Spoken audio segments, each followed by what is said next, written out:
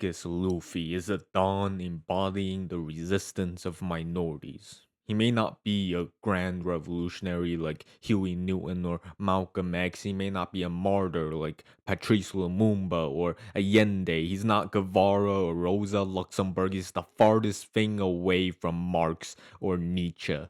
Luffy is no engraved pillar, is no historical figure, cannot be a Jesus, but nonetheless inspires the common man, lifts him or her from the darkness of a corrupt world into a vast freedom once thought to be a legend. His prophecy commands that that freedom is not bestowed but taken. The resultant dreams are not made with others but of them. These principles will never sleep, he says. Things will never cease to be, he says. How Luffy embodies the masses, for he grew up in the hood, where survival was never individual. Like Giorno admiring gangsters, Luffy grew up admiring the hoodlums of the sea.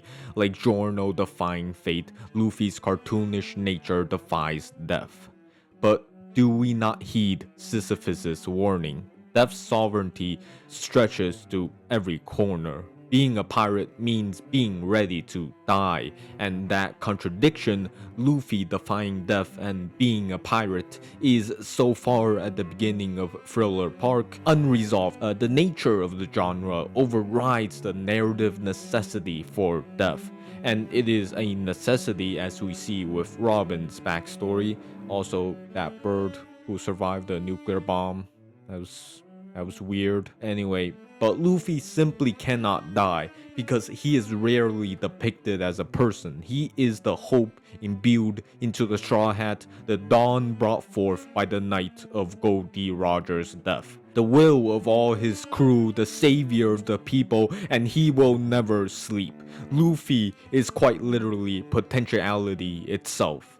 One Piece is, of course, fully aware of this. In Town, when Luffy was about to be executed, by sheer coincidence, lightning strikes his executioner. Luffy's immortality is thus both explained narratively and the genre's requirement. However, though Luffy may not be human, he is nonetheless a character, and his dream makes him more awake than any other. His delusion, which we as the audience know to be the show's fantastical reality, tears authority away from all other delusions, particularly the delusion that the Marines are a force for good. Note that I'm not saying Luffy is a revolutionary or anything like that. He merely that he serves no master and no god. If Luffy was a revolutionary, we have a boring ass show where he stares east all day and thinks of thoughts, you know. And while I'm talking about Monkey D. Dragon, you know, the fact that Oda labels him the most heinous criminal, you know, confirms his anti-fascist stance. It is indeed an incredibly romantic label for an incredibly romantic show. Luffy is the dawn, but he's also the romance of rebellion, the fantasy of being able to live and chase one's dreams. And through this autonomy, Luffy merely living is already a threat to the government. But Oda doesn't limit himself to just this form of resistance either. There are people in the Marines working to change the whole structure. Oda does not hinder people who want to work within the system. He depicts them as full of dreams as well. Revolutionaries should work alongside politicians and so-called reformists, quote unquote. Because as long as you have dreams, you can change your environment, even under the most corrupt institutions. Mainstream neoliberal parties are the very essence of nihilism and death. Their dream is you loving your own poverty. That's what the Democrats want. Minority hunter Zoro, right? Racist, make the Grand Line great again, Zoro. Would be a police officer in the real world, Zoro also had a dream before Luffy. Luffy did not awaken Zoro's dream, did not free it from its chains, is not the sole cause for its growth, did not give Zoro his principles. No, what Luffy did for his first ever crewmate is something far more special than any other. He made Zoro less racist by inviting him to join the gang, be part of the ghetto and poor culture. That is a profoundly brilliant introduction to Luffy's view of people.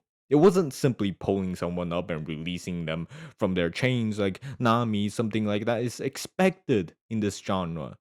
No, Luffy doesn't simply want to create dreams, he wants others to embody their own fully, and being racist was clearly holding Zoro back. Bringing him into the gang broke no chains, but rather improved Zoro's overall character, again by making him less racist.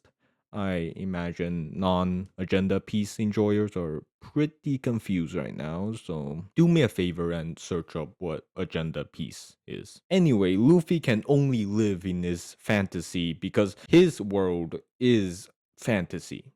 No, I'm not referring to the world of One Piece. That world is indeed all too real.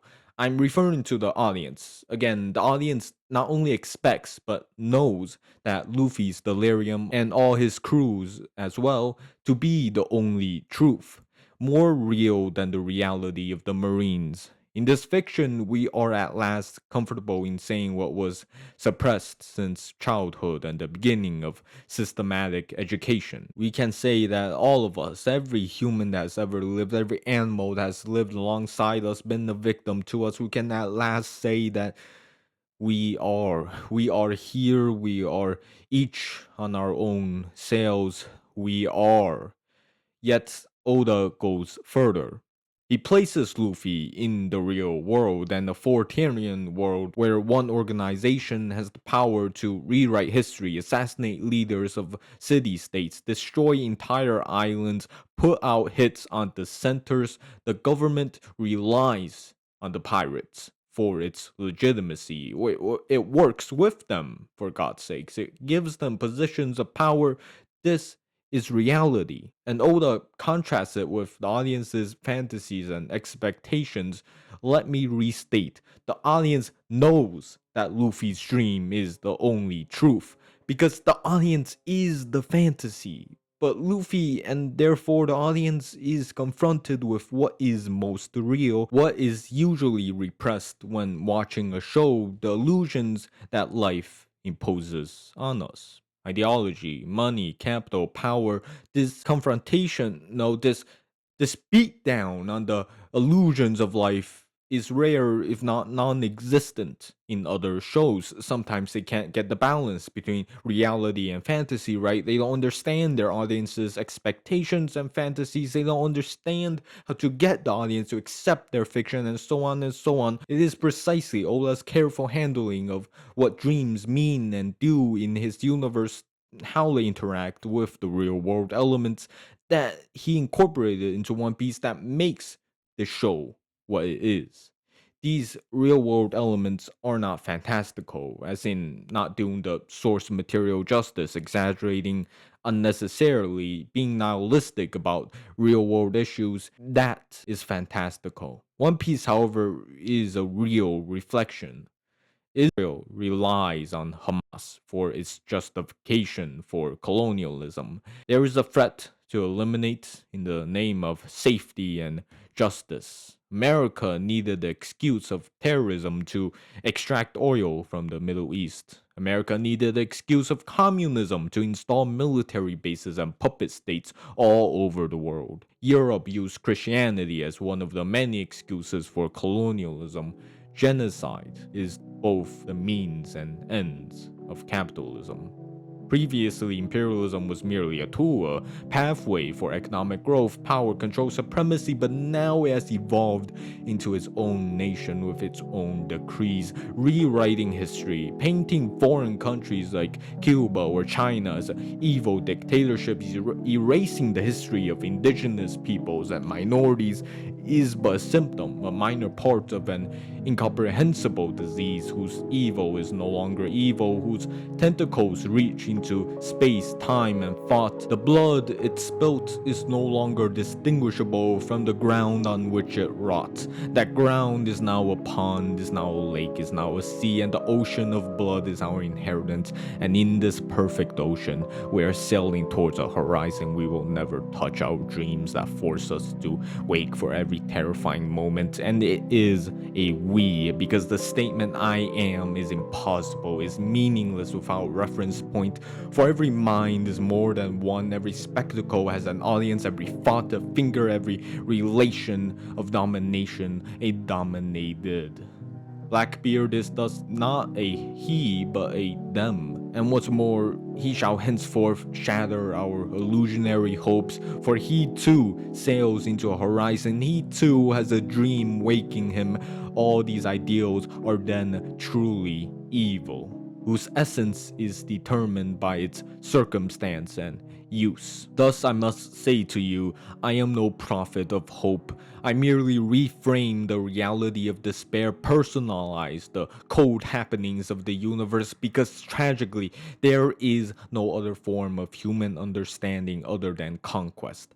Because in this ocean, in this perfect ocean, tragically, we do not know why. Tragically, we do not know when it began, but incessantly, we are reaching to the horizon. We are dead vessels of our horrific, indefinite dreams. So when finding ourselves sailing in perfect oceans of rotting proletarian blood, dream ourselves awake.